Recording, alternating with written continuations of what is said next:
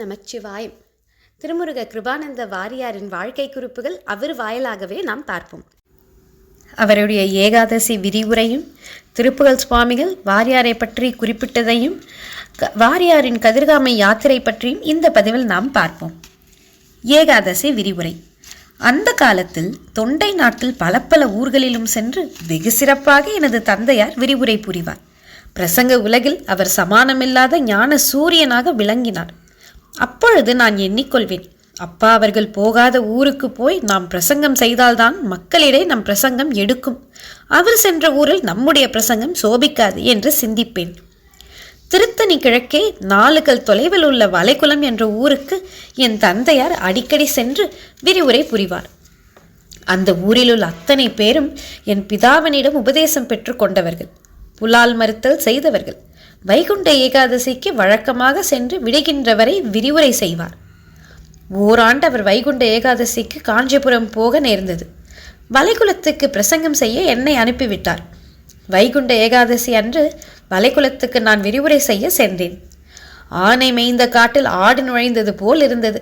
நம்முடைய பிரசங்கம் இந்த ஊரில் எவ்வாறு ஈடுபடும் என்று நான் பயந்து கொண்டே இருந்தேன்.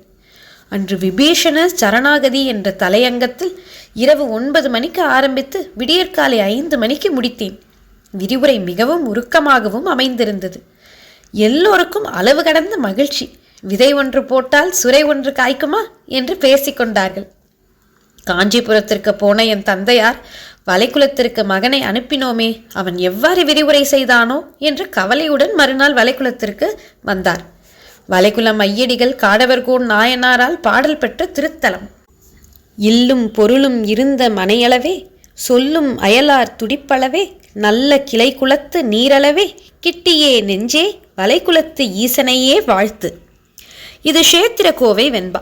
வளைகுலத்தில் உள்ள அன்பர்கள் என் தந்தையாரை வரவேற்று வணங்கி, சுவாமி, இனிமேல் எங்கள் ஊருக்கு தங்கள் விரிவுரை தேவையில்லை, சின்னையாவின் கதைதான் தேவை என்றார்கள்.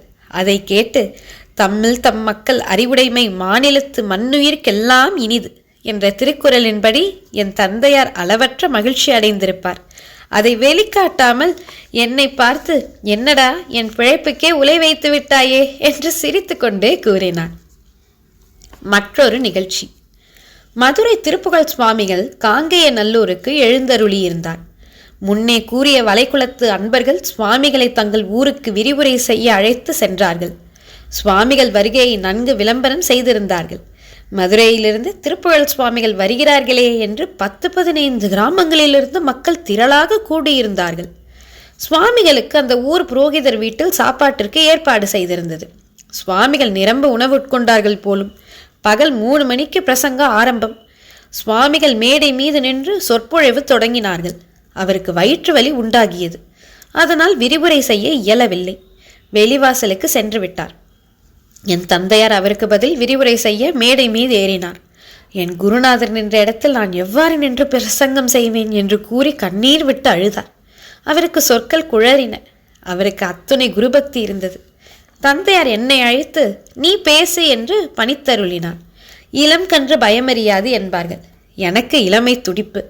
நான் மேடை மீது ஏறி விறுவிறுப்பாக திருப்புகழ் பற்றியும் வேறு பல நுண்ணிய கருத்துக்களை பற்றியும் அச்சமின்றி சொல்மழை பொழிந்தேன்.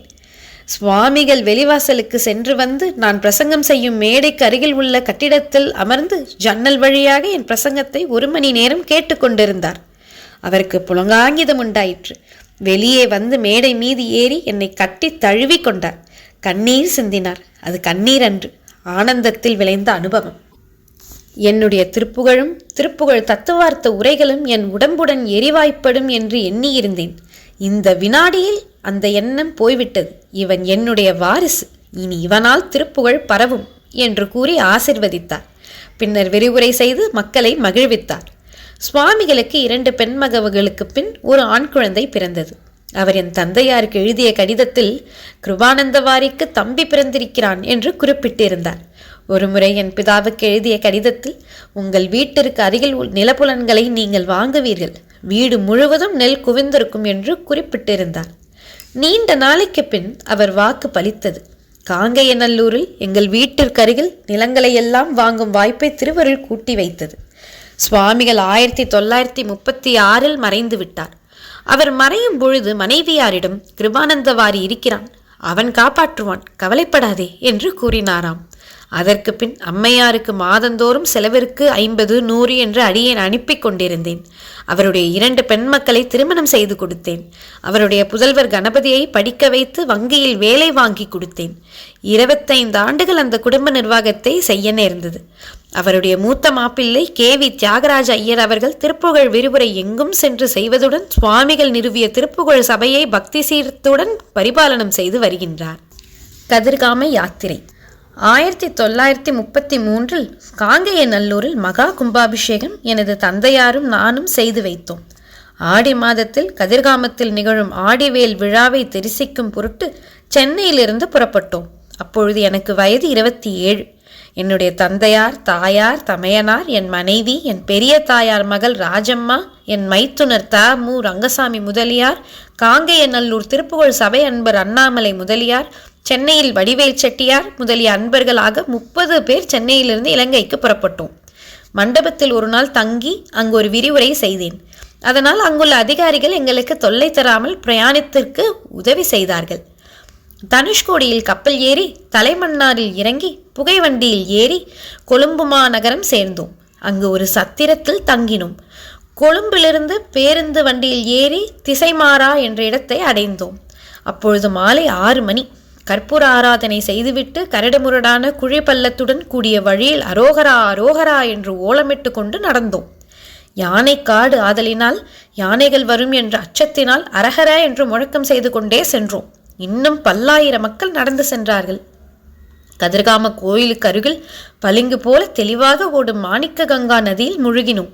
அந்த ஆற்றில் மீன்கள் குழந்தை போல் விளையாடி கொண்டிருந்தன. அன்று இரவு ஆயிரக்கணக்கான கற்பூர தீபங்களை ஏற்றிக்கொண்டு மக்கள் கண்ணீரால் நனைந்து வழிபாடு செய்யும் காட்சி கண்கொள்ளாதது. அங்கே 2 நாள் தங்கியிருந்தோம். முருகன் பெருமையை பற்றி விரிவுரை செய்தேன். அங்கிருந்து புறப்பட்டு கொழும்பு வந்து தாய் நாட்டை அடைந்தோம். பகுதி பேர் எங்களை விட்டு பிரிந்து விட்டார்கள்.